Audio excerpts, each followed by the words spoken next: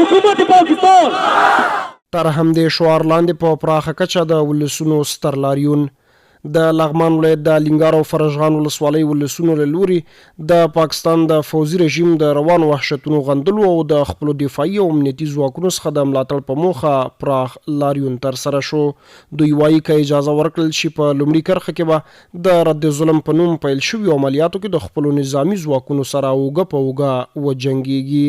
موږ نن مظاهره وکوله او د افغانستان اسلامي امارت د مشرتابه نه غوښتنه لرو چې موږ ته د جهاد اجازه راکړي تر څو موږ ټول ځوانان او ولسونه په یو غږ سره د کفري نظام او طواغیتي نظام د پاکستان د مرتد فوج په مقابل کې اوږه په اوږه د خپلو مجاهدینو سره ودرېږو او خپل دغه مقدسه دنده او دغه مقدس جهاد ته ادامه ورکړو. د لغمان ولایت د الینګار ولسوالۍ قومونه او ولسونه د الینګار په ولسوالۍ کې راټول سوي وو.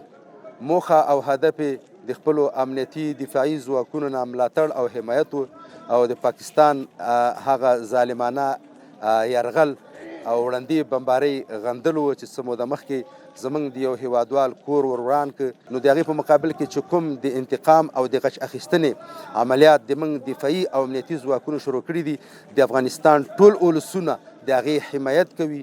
ځایي مسؤلین وایي دښمن په مخامخ جګړه کې خپل مورال له لاسه ورکړی خو د جبران لپاره په عامو ولسونو بمباري کوي.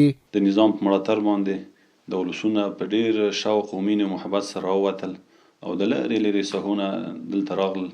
دوی غونډه وکړله، مظاهره یې وکړله او د اسلامي امارت نه د اسلامي اردو نه دوی حمایت اعلان کړه. هغه خپل احساسات یې وښودل. طبعا دا په موږ باندې مثبت اغیز لري، په نظام باندې مثبت اغیز لري. هغه اعتماد د ولسونو د حکومت په منځ کې لا پیاوړی کېږي او مضبوط کېږي، نو تاثیر ډېر مثبت دی.